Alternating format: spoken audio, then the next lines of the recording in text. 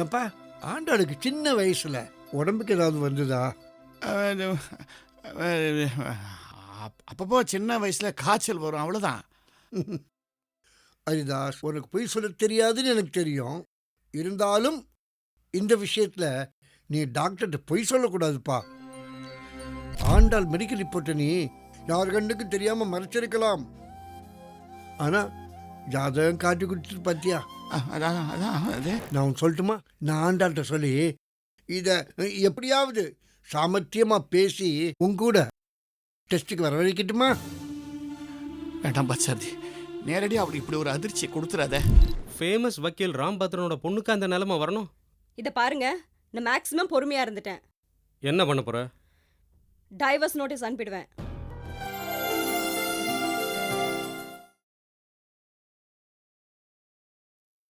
அவங்களுக்கு கல்யாணம் நடக்குமா நடக்காதா அதை மட்டும் சொல்லு. நடத்தலாமான்னு கேட்டா நடத்தலாம் தான் சொல்லுவேன். ஆனா நடக்குமான்னு கேட்டா 2 பேர்ல யாராவது ஒருத்தருக்கு தான் நடக்கும். இன்னொரு கல்யாணமே நடக்காதா? 2 கதவுல ஒரு கதவு திறக்கணும்னு சொன்னா இன்னொரு கதவு மூடி தானே இருக்கும். எப்பா யாருக்கு கல்யாணம் நடக்காது? ஆண்டாளுக்கா இல்ல மாலாவுக்கா? அது சொல்ல முடியாது. உங்களை மாதிரி டாக்டர்ஸுக்கு எத்திக்ஸ்னு ஒன்று இருக்கிற மாதிரி எங்களை மாதிரி ஜோசியருக்கு சில சூட்சம தர்மம் இருக்கு. ஆனா 2 பொண்ணுல ஒருத்தி இன்னொருத்திக்கு கல்யாண உதவி செஞ்சு வழி நடத்தி வைப்பா. புதிர் போடுறியப்பா. வாழ்க்கையுடைய சூட்சமே நமக்கு நடக்க போற நல்ல விஷயங்களோ கெட்ட விஷயங்களோ முழுசா தெரியாம இருக்கிறது தானப்பா. அதனால தானப்பா 6 மணிக்கு ஹார்ட் அட்டாக்ல சாக போறவங்க கூட 5:50க்கு தம் பேர்ல 15 வருஷத்துக்கு பிக்ஸட் டெபாசிட் போடுறான். 6 ஜாதகத்துல நேர்வழி உறவு இல்லைங்கிறதுக்காக தான் இவ்வளோ தூரம் நான் சொல்றேன். இல்லைன்னா இன்னும் கொஞ்சம் வடிகட்டி சொல்லியிருப்பேன். இதை பாரு, நான் சில விஷயங்களை அப்பட்டம் அரிதாட்ட சொல்லித்தான் தீரணும். அப்பதான் இதுக்கு ஏதாவது வழி பிறக்கும். அரிதாஸ் ஆண்டாள் விஷயத்த அவர் முகம்பாத் சொல்றதுக்கு மனசு சங்கடமா தான் இருக்கு. வேற வழி சொல்லித்தானே ஆகணும்.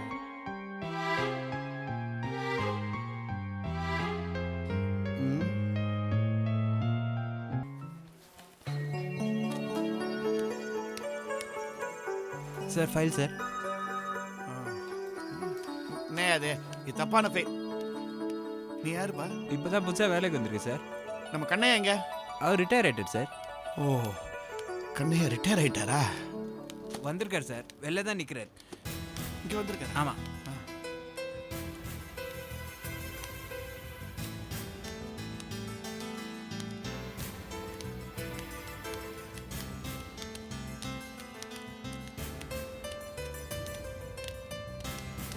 வணக்கம் சார். என்ன கண்ணையா, ஏன் வெளியே நிற்கிறீங்க?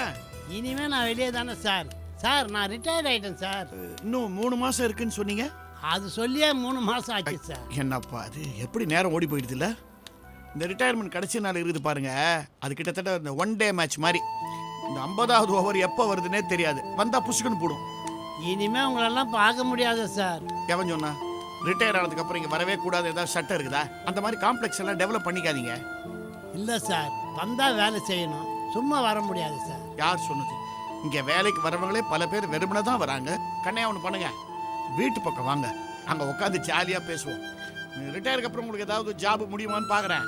நான் என்ன பண்ணுறேன், ஏதாவது பெரிய ஃப்ளாட்டில் உங்களை செக்யூரிட்டியாக போட்டுறேன். நல்லா தூங்கடாயா. தமாஷ்க்கு சொன்னேன். போஸ்ட் ரிட்டையர்மெண்ட் ஜாப் ஏதாவது ஏற்பாடு பண்ணுறேன். ரொம்ப நன்றி சார்.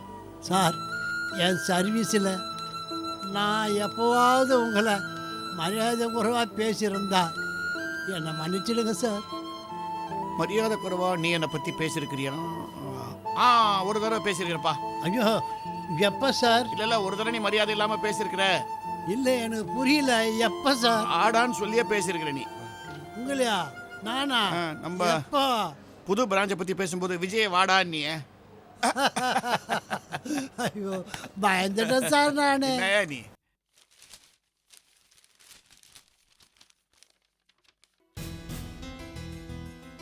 இந்தாங்க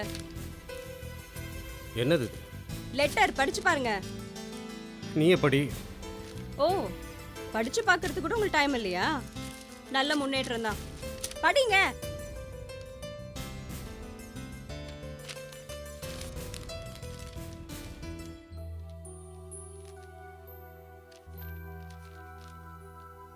என்ன புலி ஸ்கூலில் கம்ப்யூட்டர் லேபுக்கு 5000 ரூபா பணம் கட்ட சொல்லியிருக்காங்க. கட்டிடு. கட்டிடா. என்கிட்ட இங்க பைசா இருக்கு. உன் பேங்க் அக்கௌண்ட்ல இருந்து கொடு. என் பேங்க் அக்கவுண்ட்ல வெறும் 18 ரூபா 50 பைசா தான் இருக்கு. ஓ பரவாயில்லையே, உனக்காவது அவ்வளவு இருக்கு. என் பேங்க் பேலன்ஸ் இருக்கே டோட்டலி நெல். விளையாடுறீங்களா? இப்ப ஜனுக்கு எப்படி பணம் கட்டுறது? ஒரு நல்ல ஐடியா இருக்கு. என்ன ஐடியா? காரை வித்துறேன். ஓ, இப்ப அதுதான் உங்க கண்ணை உறுத்துதா? அதெல்லாம் ஒண்ணும் விற்க முடியாது. வேற ஐடியா இருந்தா சொல்லுங்க. ஒரு ஐடியா.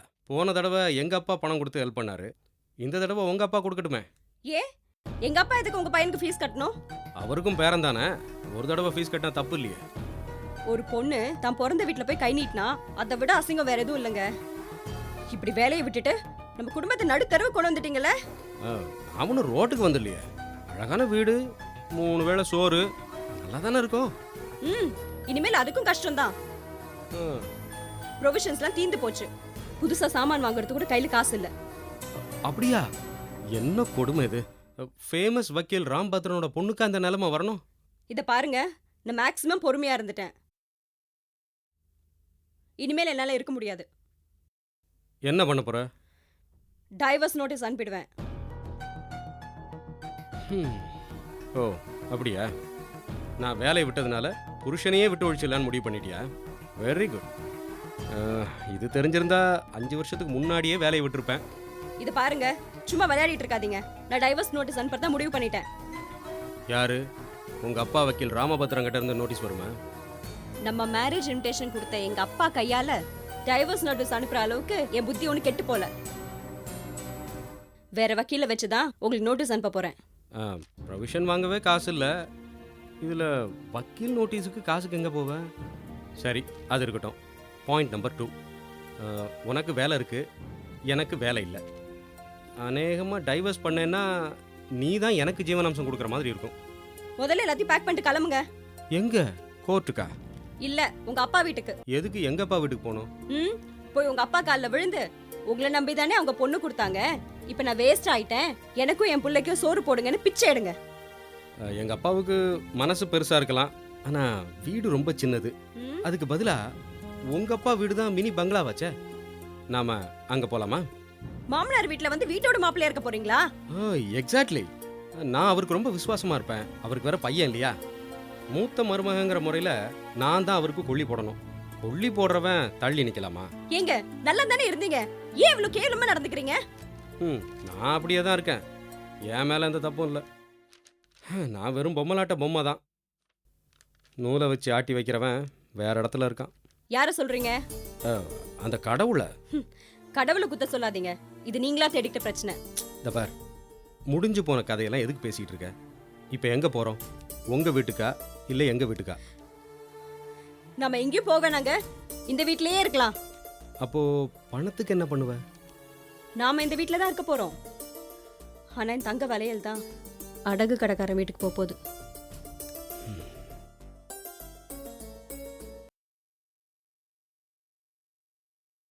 என்ன பார்த்தசாரதி அவர்களே, நீங்க ஏன் டல்லா இருக்கிறீங்க? டாக்டர் நல்லா உற்சாகமா இருந்தா தானே பேஷண்ட் உற்சாகமா இருக்க முடியும். சரிப்பா, டாக்டர் என்னதான் வெள்ளைக்கோட்டு போட்டிருந்தாலும் அவரு மனுஷன் தானேப்பா. நீங்க எங்க வெள்ளை கோட்டும் போட்டுக்கிறது இல்ல, தலைக்கு கருப்பு கோட்டையும் அடிச்சுக்கிறது இல்ல. சரி, விஷயத்துக்கு வாங்க. என்ன விஷயம்? என்ன அது? மாலா ஆண்டாள் ஜாதகத்தை ஜோசியர்கிட்ட காமிச்சேன், வாயான்னு சொல்லி ஃபோன் பண்ணீங்களா? அதான் சொல்றேன். ஆமா ஆமா ஆமா ஹரிதாஸ், நீ மனோதரம் படைச்சவங்கிறதுனால நேரடியாக உங்ககிட்ட விஷயத்துக்கு வந்துடுறேன். ஏப்பா, ஆண்டாளுக்கு சின்ன வயசுல உடம்புக்கு ஏதாவது வந்ததா? அப்பப்போ சின்ன வயசுல காய்ச்சல் வரும், அவ்வளவுதான். ஹரிதாஸ், உனக்கு பொய் சொல்ல தெரியாதுன்னு எனக்கு தெரியும். இருந்தாலும் இந்த விஷயத்துல நீ டாக்டர்கிட்ட பொய் சொல்லக்கூடாதுப்பா.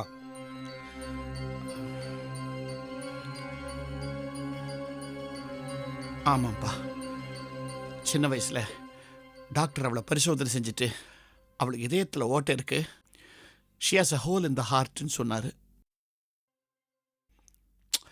பாவம் அந்த குழந்தைக்கு her heart was whole but she had a hole in the heart. இது ஏதாவது செஞ்சு தீர்க்க முடியாதான்னு கேட்டேன். ரொம்ப சின்ன வயசு, ஆப்ரேஷன் பண்ண தாங்காது, நான் நிறைய மாத்திரை தரேன், அதை விடாமல் கொடுங்க. ஒருவேளை அந்த குழந்தை வயசானதுக்கு அப்புறம் தானாகவே குணமாறதுக்கும் சான்ஸ் இருக்கு. பட் மற்ற குழந்தைங்க மாதிரி அவளை ஓடி ஆடி விளையாட விடாதீங்க, உடம்புக்கு ஸ்ட்ரெயின் வராமல் வளர்த்து விடுங்கன்னு சொன்னார். அதான் மற்ற குழந்தைங்கள்லாம் பாண்டி ஆடும்போது இப்படி என்கிட்ட வந்து அப்பா நான் பாண்டி ஆடலாமா பான்னுவா. ஆடுமா, ஆனால் ஒரு லெவலை தாண்டி ஆடாதேன்னு சொல்லுவேன். மற்ற குழந்தைங்கள்லாம் கலர் கலராக சாக்லேட் சாப்பிடுங்க, ஆனால் இவா கலர் கலராக மாத்திரை சாப்பிட்டு வளர்ந்தவ. இது ஏன்பா நீ என்கிட்ட முன்கூட்டியே சொல்லலை? சொல்ல தோணலை. ஆண்டாளுக்கே அவளுக்கு இப்படி ஒரு பிரச்சனை இருக்குங்கிறது தெரியாது. அந்த குழந்தைக்கு பாவம் ஸ்போர்ட்ஸ்னால் ரொம்ப பிடிக்கும், ஆனால் அவளுடைய இதயம் ரொம்ப வீக்காக இருக்கேங்கிறதுனால நாங்கள் அவளை விளையாட விடுறதே இல்லை. அவங்க ஸ்கூலில் ஸ்போர்ட்ஸ் டே வந்தால் கூட எதையாவது காரணம் காட்டி நானும் பங்காரும் அவளை லீவ் போட வச்சு வெளியில் எங்கேயாவது கூட்டிகிட்டு போயிடுவோம். ஆண்டாளுக்கே தெரியாமல் அவளை சுற்றி ஒரு பாதுகாப்பு வலையை போட்டு வச்சோம்ப்பா. அவளுக்கு அவள் உடம்பு பற்றி சொல்லி வைக்கிறது தானேப்பா நல்லது. ஒரு டாக்டராக நீங்கள் பார்த்தா நான் அவகிட்ட சொல்லாதது தப்பு தான், ஆனால் ஒரு தகப்பனா பார்த்தா நான் செஞ்சது கரெக்டு தான். பர்சாரதி, ஏற்கனவே அவள் இதயம் பலவீனமாக இருக்குது, இதை சொல்லி அவள் மனசுக்கும் ஒரு பாரத்தை கொடுக்கணுமா? ஆமாம், ஆண்டாள் மெடிக்கல் ரிப்போர்ட்டை நீ யார் கண்ணுக்கும் தெரியாமல் மறைச்சிருக்கலாம், ஆனால் ஜாதகம் காட்டி கொடுத்துட்டு பார்த்தியா? அதான் அதான் அது இந்த ஜோசியர் என்ன சொன்னார்? ஆண்டாள் இப்போ ஏதாவது ஒரு இல்லை ஏதாவது ஆபத்து ஆயுசுக்கு ஏதாவது சொன்னாரா? அதெல்லாம் ஒன்றும் சொல்லலை இல்லையா? நான் ஜோசியர்கிட்ட கேட்டேன், அவரும் மந்திரிச்சு எதுவும் எலுமிச்சம்பழம் என்கிட்ட தரல, மருத்துவரை பாருன்னு தான் சொன்னார். எப்படியா? எப்படி? அந்த பொண்ணுக்கிட்ட போய் வாமா உன்னை ஆஸ்பத்திரிக்கு கொண்டு போய் பெரிய பெரிய டெஸ்ட் எல்லாம் பண்ணணும்னா நான் என்ன காரணத்தை சொல்லி கூட்டிட்டு போவேன்? ஏமா இதையும் எப்போ வேணா நின்றுன்னு சொல்ல முடியுமா அவகிட்ட? அப்படி நான் சொன்னேன்னா ஏன்பா இத்தனை நாள் இதை என்கிட்ட மறைச்சிக்கன்னு அவ என்ன கேள்வி கேட்டா நான் என்ன சார் பதில் சொல்லுவேன்? ஹரிதாஸ், இப்போ நீங்கள் எந்த காலத்தில் இருக்கீங்க? மருத்துவத்தோட அட்வான்ஸ் ஸ்டேஜில். அன்னைக்கு சொல்லுங்க, நெஞ்ச பிரச்சனை விழுந்தா மாரடைப்புன்னு சொல்லுவாங்க, தலை சுற்றி விழுந்தா ரத்த கொதிப்பும்பாங்க. இன்னைக்கு அப்படியா இருக்கு? பெண் குழந்தைகளுக்கு ஹார்ட் ஆபரேஷன் பண்ண கூட முதுகுப்புறமா பண்ணக்கூடிய அளவுக்கு முன்னேறி இருக்கு வைத்தியம். ஹரிதாஸ், இப்போ இருக்கிறது ஆண்டாளுக்கு தெரிஞ்சிருமேங்கிற பயம், ஆனால் எதிர்காலத்தில் ஐயோ ஆண்டாளுக்கு வைத்தியம் பண்ணாமல் விட்டேமேங்கிற கவலை வரும்பார். அது ரொம்ப கொடுமையானது. புரிஞ்சிக்காம நீங்க பேசுறீங்க. அந்த குழந்தைய தினம் தினம் காரணமே சொல்லாம மாத்திரை சாப்பிட வைக்கிறதுக்கு நான் படுற கஷ்டம் உங்களுக்கு தெரியுமா? ஒரு நாள் என்ன கேட்டா எத்தனை நாளைக்குப்பா நான் இந்த மாத்திரை சாப்பிடணும், நான் சாகிற வரைக்கும் சாப்பிடுவான்னு கேட்டா. அவகிட்ட போய் அம்மா உன் இதயம் ரொம்ப வீக்கு, ரொம்பலாம் வேலை செய்யாத, ஆஸ்பத்திரிக்கு வான்னு சொல்ற தைரியம் எனக்கும் இல்லை, பங்காருக்கும் இல்லை. விடுப்பா, என் வெங்கட்ட இருக்கான், அவனோட அம்சம் தானே இந்த தன்வந்திரி பகவான். அவன் இத்தனை நாள் இந்த குழந்தைய காப்பாத்தினால இன்னும் ரொம்ப நாள் நல்லபடியா வச்சிருப்பாங்கிற நம்பிக்கை எனக்கு இருக்கு. இல்லை ஹரிதாஸ், இவ்வளவு நாள் ஆண்டாள் உன் பாதுகாப்பில் இருந்தா, இப்போ கூட்ட விட்டு வெளியே வந்து தனி வாழ்க்கை ஆரம்பிக்கத்தானே இதை கொடுத்துருக்க. அவ இதயத்துக்கு பலத்தை நம்ம கொடுத்து தான் தீரணும். ஆண்டாள் ஜாதகத்தை உங்ககிட்ட கொடுத்துருக்கவே வேண்டாம்னு நினைக்கிறேன். அது நல்லதுன்னு நீ நினைக்கிறியா? சரி விடு, பாசம் வாயத்தானு போட்டிருக்கு, என் வாய்க்கு போடலையே. நான் உன் சொல்லட்டுமா? நான் ஆண்டாள்கிட்ட சொல்லி இதை எப்படியாவது சாமர்த்தியமாக பேசி உங்கூட டெஸ்ட்டுக்கு வர வைக்கட்டுமா? வேண்டாம் பச்சார்த்தி, நேரடியாக அவளுக்கு இப்படி ஒரு அதிர்ச்சியை கொடுத்துறாத. நான் நேரடியாக சொல்ல மாட்டேன்ப்பா, சொல்கிற விதத்தில் தான் சொல்ல போகிறேன். தயவு செஞ்சு நீ அந்த விஷயத்தில் கோஆப்ரேட் பண்ணணும். அவளுக்கு நல்லது நடக்கும்னா நான் கண்டிப்பாக கோஆப்ரேட் பண்ணுறேன். இதை பார், ஆண்டாளுக்கு ஆஸ்பத்திரி பிடிக்காதுதான், ஆனால் அவளுக்கு இந்த அப்பாவை பிடிக்கும் இல்லையா? அது எனக்கு தெரியும். அந்த நம்பிக்கையில தான் இப்போ இந்த விஷயத்தில் நான் காய் நகர்த்த போறேன். தாராளமாக காயை நகர்த்துங்க, ஆனால் காயை வெட்டு கொடுத்துறாதீங்க. அது என்னால தாங்க முடியாது. ஏன்பா விட்டு கொடுக்க செய்கிறோம், காயம்படாமல் செய்வோம், கண்டிப்பாக நடக்கும். ரங்கப்பா, என்னப்பா? நீ என்ன பண்ற, நேரா போய் ஹரிதாஸ் வீட்டில் அவ டாக்டர் ஆண்டாள் இருக்காளே, ஆண்டாள், அவளை அப்பா பார்க்க சொன்னார்னு கொஞ்சம் வர சொல்றியா? பை ராகுகாலம் 1:30 3 அப்பா வருவனான்னு சொல்லு, அதுக்கப்புறமா வர சொல்லு போ. ஆண்டாளை கூட்டுவான்னு சொன்னாரு, ராவுகாலம் கழிச்சு கூட்டுவான்னாரு. ஏதாவது மங்களகரமான விஷயமா? எல்லாம் நம்ம லவ் மேட்டரா தான் இருக்கும். கேட்டு தான் பார்ப்போம். என்னப்பா விஷயம்?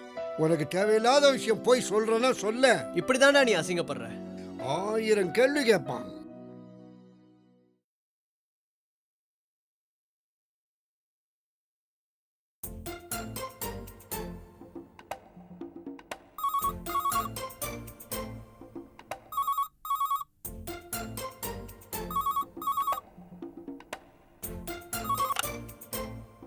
ஹலோ ஹலோ, யாரு? மாலாவா?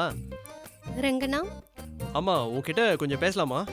ஃபோன் பண்ணிட்டு பேசலாமா சொன்ன எப்படி? இல்ல, ஒரு வேளை நீ பிஸியா இருந்தேன்னா நான் கூப்பிட்டு டிஸ்டர்ப் ஆயிடக்கூடாதுல்ல. பிஸி தான், இருந்தாலும் உன்ன மாதிரி பாவப்பட்ட ஜென்மங்கிட்ட பேசுறேன். ஒரு 5 நிமிஷம் ஒதுக்குறது தப்பில்லை. பாவப்பட்ட ஜீவராசியா? என் நேரம் தான். அப்பா ஆண்டாளை வீட்டுக்கு கூட்டு வர சொன்னாரு. அப்படியெல்லாம் கூட்டிட்டு போக முடியாது. முறையா கல்யாணம் பண்ணிட்டு தான் கூட்டிட்டு போகணும். அதெல்லாம் எனக்கு தெரியும். எங்க அப்பா ஆண்டாள் கிட்ட ஏதோ பேசணுமா, அதான் கூட்டு வர சொன்னாரு. என்ன சார், ஜாதகம் பிரமாதமா பொருந்துருச்சா? அதெல்லாம் எனக்கு தெரியாது. என்கிட்டே மறைக்காதப்பா. ஆமா, என் ஜாதகம் என்னாச்சு? குப்பை தொட்டில போட்டுட்டியா? குப்பை தொட்டியில போட வேண்டிய ஜாதகம் தான், ஆனாலும் பாவம்னு சொல்லி எங்க அப்பா கிட்ட கொடுத்துருக்கேன். அதுக்கு நீ குப்பை தொட்டிலே போட்டிருக்கலாம். சரி, நான் இப்போ வந்து ஆண்டாளை கூட்டு போலாமா? நீ அப்பாவை தான் கேட்கணும். அப்பாவியா? நான் என்ன ஆண்டாளுக்கு கார்டியனா? சரி, ஆண்டாள் வீட்ல இருக்காளா? ஆமா, நீ வந்து தாராளமா அவ கையை பிடிச்சு கூட்டிட்டு போலாம். சரி, நான் உடனே வரேன். நல்ல நாள்லாம் பார்த்தாச்சா? அதுக்கெல்லாம் இன்னும் நாள் இருக்கு. இதோ பாரு, கல்யாணம் ஓகே ஆயிடுச்சுன்னா முதல் ட்ரீட்டே எனக்கு தான். சரி. ஏன்னா உங்க ரொமான்ஸுக்கு நான் தான் விக்னஸ். ட்ரீட் தானே, கொடுத்துட்டா போகுது. தேங்க்யூ மாமா. மாமாவா? இப்போ எதுக்கு நீ என்ன மாமான்னு கூப்பிட்ட? ஆண்டாளை கல்யாணம் பண்ணிக்கிட்டா நீ எனக்கு மாமா தானே. அது சரி, நீ என்ன எப்பவுமே ரங்கன்னே கூப்பிடு, அதுதான் பெட்டர். சரி ரங்க மாமா. அப்புறம் ஆண்டாளை வீட்டுக்கு கூட்டிட்டு போகும்போது மறக்காம அவளுடைய வலது காலை வச்சு கூட்டிட்டு போ. நான் உனக்கு ஃபோன் பண்ணி ஆண்டாள் இருக்காளான்னு கேட்டேன் பாரு, அது தப்பா போச்சு. ஆண்டாளு தான் உன் ஆளுன்னு ஆயிடுச்சுல, கொஞ்சம் டீஸ் பண்ணா பொறுத்துக்க கூடாதா? அவசரப்படாதம்மா, இன்னும் பெரியவங்க ஓகே சொல்லல. சொல்லணும், ஏன் சொல்லுவாங்க. தேங்க்ஸ் மாலா, நான் மற்றதெல்லாம் நேரில் வந்து பேசுகிறேன். ஓகே, வைக்கிறேன். அப்பா, நல்ல காலம், ரிலீஃபா இருக்கு. எங்க என் ஜாதகம் பொருந்திடுமோன்னு பயந்தே போயிட்டேன்.